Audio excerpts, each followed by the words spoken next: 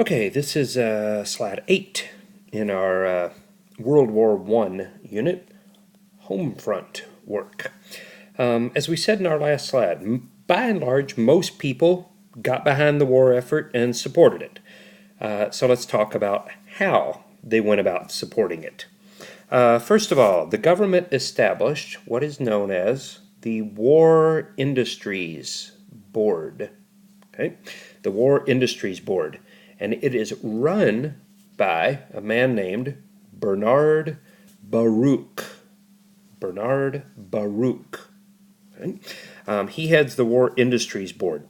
Now, this is a government agency that's in charge of working with factory owners, okay? Working with the factories themselves.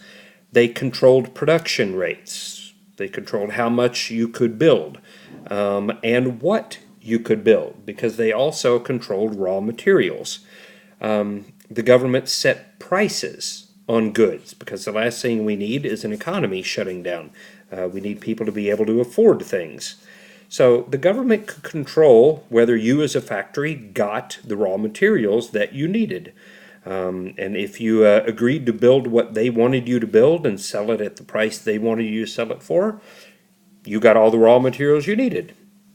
If you didn't want to do that, suddenly you found yourself short on steel or iron or coal or oil or whatever it is that you need. So the War Industries Board kind of oversaw production of goods. So they worked with the owners, all right, on behalf of the owners for them. On the other side here, working on behalf of labor, okay, was the National War Labor Board, the NWLB, National War Labor Board. And that is run by former President Taft. Okay? Because remember, Taft was a good administrator, good organizer, good administrator, not a good politician. And this is what we need. Okay? This is the group that's going to work on behalf of labor, on behalf of the factory workers. Okay? They would press employers, the bosses here, the owners, to grant raises to the workers, to give them higher wages, to cut back to an 8-hour day. Because if you want to run your factory for 24 hours a day, let's have 3 shifts of 8-hour workers. That way more people can get a job. And if more people get a job, then they have money. And if they have money, they will spend it, and the economy grows. So instead of working, 2 12-hour shifts, let's work 3 8-hour shifts. And pay a little more to the workers. So workers are going to benefit here. Remember, Taft was a progressive, not as much as Roosevelt, but he's a progressive. Going to work on behalf of labor. Right? And by and large, labor and owners get along. They work together here. If for nothing else, then out of a sense of patriotism. Okay? Women, by and large, are going to support the war. It was led by a group called the National Woman's Suffrage Association. The National Woman's Suffrage Association. They believed that by fighting for democracy abroad, in Europe here, they could also win it at home. Because they're going to say, we're glad to support the war effort, but we'd also like you to support us in exchange. And because women step up and do their part, they go work in the factories, they work in the fields, on the farms, they take the job that men left. Somebody's got to keep the factory running. Women do. Somebody's got to keep the farms going. Women do. Right? So women do their part to help win this war. In exchange for that, President Wilson is going to support a women's suffrage movement. Right?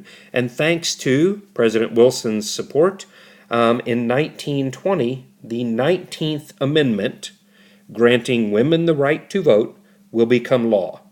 So really, in appreciation for women's work and support to help win World War I, they will be given the right to vote here at home. Okay? So the 19th Amendment, 1920. We also need a lot of food to fight a war. We're not only feeding the Allies, we're feeding our own soldiers as well. And the man in charge of that will be future President Herbert Hoover. Okay, so we've had a past president and we've got a future president. Herbert Hoover will be in charge of the Food Administration. Now we're going to have to grow a lot of food. Again, we're not only feeding the Allies, we have to feed our own soldiers too. There's really two ways he's going to go about doing this. Conserving what we have and increasing the production, growing more of it. So let's talk first of all about conservation, conserving food. Okay? Hoover would encourage people to observe days without certain types of food. So you may have a wheatless Wednesday, where you go all day Wednesday without eating anything made with wheat. No breads, no cereals, grains, things like that. You may have a meatless Mondays, where every Monday you don't eat meat or something like that. Now, both of these are voluntary. They're not going to arrest you if they catch you eating a roast beef sandwich on Monday evening or something. They're both voluntary. But by and large, people got behind this and supported it. Right? He would also encourage, he started really something called victory gardens. Now these are extremely popular. You see the propaganda poster. In fact, we have 4 propaganda posters here. We talked about propaganda on our last slide. This is a propaganda poster for the victory gardens. Plant a victory garden. A garden will make your rations go further. Our food is fighting. Victory gardens were aimed at children. Okay, grown men could go fight in the war. Women could go work in the factories. There wasn't much children could do. We're trying to get rid of child labor here. So we had to find ways for kids to be patriotic. Dad's all fighting in the war. You want to do what you can to help Dad. So what you can do is grow a victory garden. Now these are small backyard gardens. They're not huge. They don't sell to grocery stores or anything. But these are small backyard gardens. And the kids would go work in the garden and they would grow food. Because if you could grow your own, potatoes or tomatoes or carrots or corn or whatever, that meant that's that much less that you have to go buy from the grocery store. And that leaves that much more for the government to buy to feed the soldiers. So any less you can buy, the better off we're going to be. So victory gardens were extremely popular with children and very effective. They really do a good job of conserving food.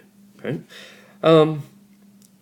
This whole idea of conserving food also helps when it comes to passing the 18th Amendment, right? Which, if you will recall, is Prohibition, bans alcohol. Right? Now this works for a couple reasons. One, beer, is considered a German thing. So if you were drinking beer, you were seen as un-American. Right? You're supporting something German. And plus, beer, any sort of alcohol really, requires grain or corn to make. And all that grain being used to make alcohol could be better used to make bread to feed our soldiers. So alcohol was seen as wasteful. So really World War I here is what helps get Prohibition passed. Okay? All right, so one thing Herbert Hoover's going to do, we said, is conserve what food we had. But he also wants to increase the production of food. Okay?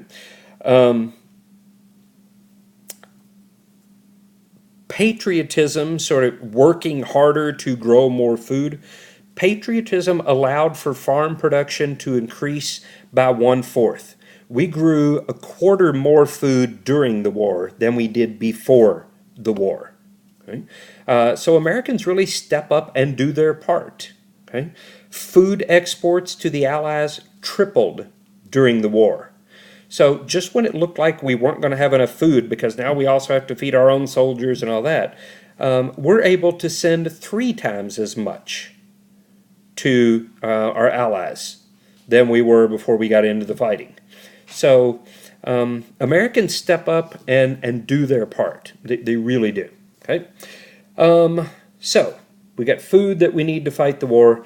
We've got industry doing what it needs to fight the war. We also need to conserve fuel.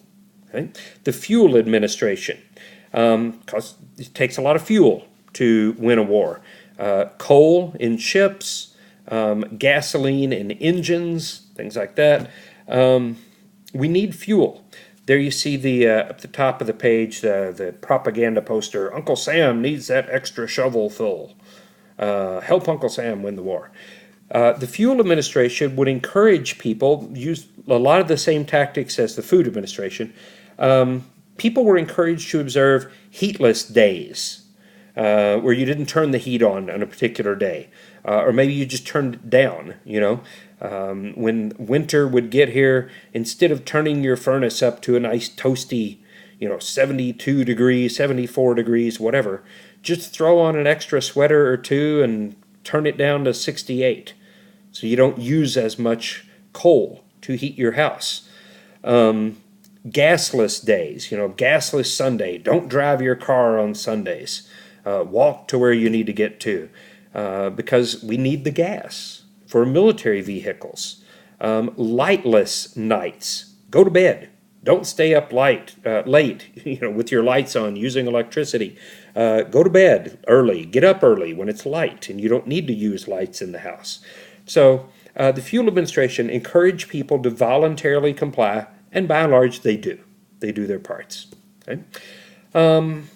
And lastly, we have to pay for the war, and that's done through 2 ways: the sale of bonds and increasing taxes. Okay? Here you see a couple of propaganda posters to buy a bond. Clear the way, buy bonds. The 4th Liberty Loan. They're the patriotic, those sailors firing the deck gun, and Lady Liberty over them there.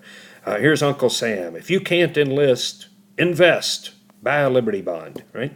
Now bonds, here's how they work. If you don't know how they work, bonds are essentially a loan to the government. You're going to loan the government some money.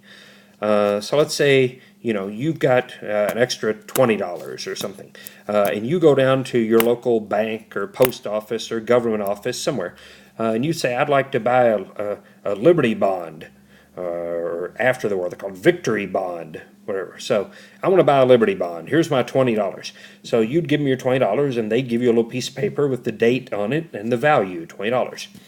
So you just loaned the government $20. Now you can get your $20 back whenever you want. Okay? But here's the catch. A bond works this way. It earns interest. So the longer you keep your bond, the more it's worth. Okay? Now, eventually, bonds cap out. It depends. You can get bonds at different years, but eventually they'll cap out, say 15 years. After 15 years, your bond stops becoming more valuable. It's earned all the interest it's going to. So you go turn it in, and maybe you get your $20 bond, you get $35 back. So you made $15 on the deal, just for loaning the government some money. These were incredibly successful. They raised about $21 billion. $21 billion. 2/3 of what it cost to fight the war. Okay? 2/3 of the cost of the war was paid for by people loaning money to the government. Now, is that going to cost the government more money in the long run when they have to pay you back your bond plus interest? Yes, it is. But they're not worried about the long run. Right now, they're worried about winning a war. So, bonds, Liberty bonds and Victory bonds. Liberty bonds sold during the war, Victory bonds sold after we win the war. Okay? The other third of the cost of the war is made up for by raising taxes, especially on the wealthy.